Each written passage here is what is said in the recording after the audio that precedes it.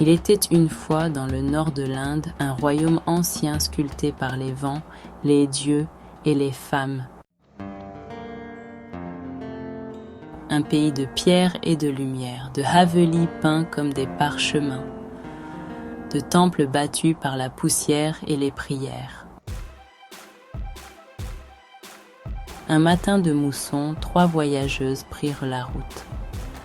L'une portait une étole tissée d'enthousiasme, l'autre un carnet vierge, et la dernière, un cœur ouvert à l'inattendu. Elles commencèrent dans le chaos sacré de la capitale. Ruelles anciennes, klaxons impatients, regards curieux, courage. Elles goûtèrent au rythme de l'Inde et l'Inde, sans prévenir, s'installa en elles. Sur la route qui menait à ce pays enchanté, elles firent une halte pour s'émerveiller devant une preuve d'amour à la blancheur éblouissante. Le Taj Mahal, symétrie de marbre et d'amour éternel. Mais ce n'est pas le monument qui les bouleversa, c'est ce qu'on ne photographie pas. Le silence entre 2 battements de cœur, la brume qui monte au lever du jour, et une fête surprise dans une ville inconnue. Dans la ville rose, elles virent le Rajasthan s'organiser.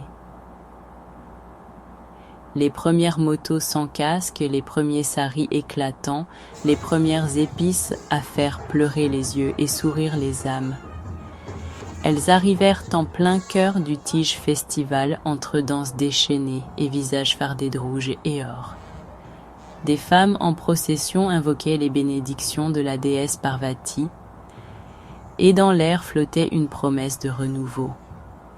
C'était le début, mais elles ne le savaient pas encore. Elles furent accueillies comme des filles revenues d'un long voyage.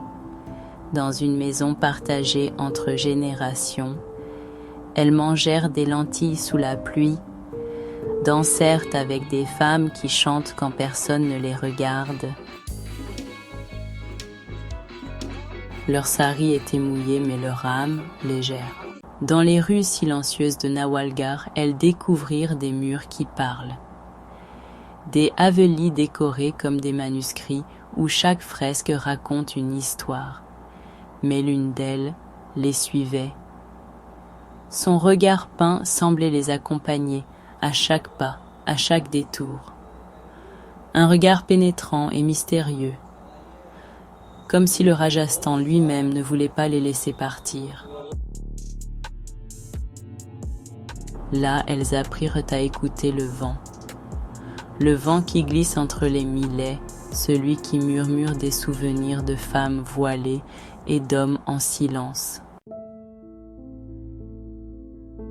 Dans les champs, les cultures ressemblaient aux leurs, à quelques graines près.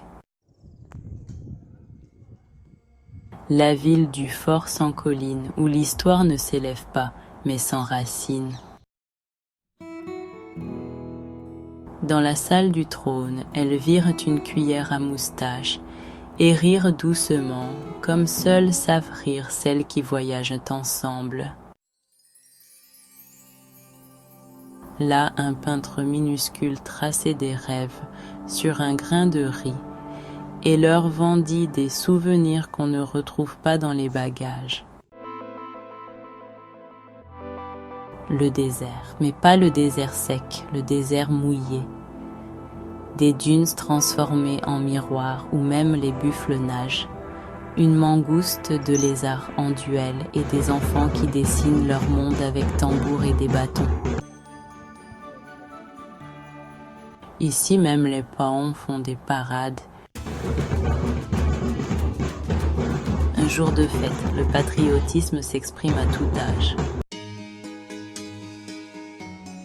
Elles désherbèrent avec la matriarche et mangent un riz au lait qu'aucun palace ne sait faire. Le désert a ses chefs étoilés. Ils portent des saris et cuisinent pieds nus. La ville bleue les attendait avec ses pigeons insolents, ses balcons dentelés et ses palais suspendus. elles montèrent au fort sous la pluie, descendirent vers les ruelles peintes à la main. Là, elles achetèrent des épices et une dernière excuse pour revenir. Enfin, le Haveli du cœur. Les oiseaux chantaient dans les arbres, la piscine les accueillait comme des reines fatiguées. Le noble Thakur Pradyuman Singh raconta son Rajasthan avec bienveillance et fierté. Ici, les femmes brodent leur liberté, et le soir, on parle, on rit, on vit.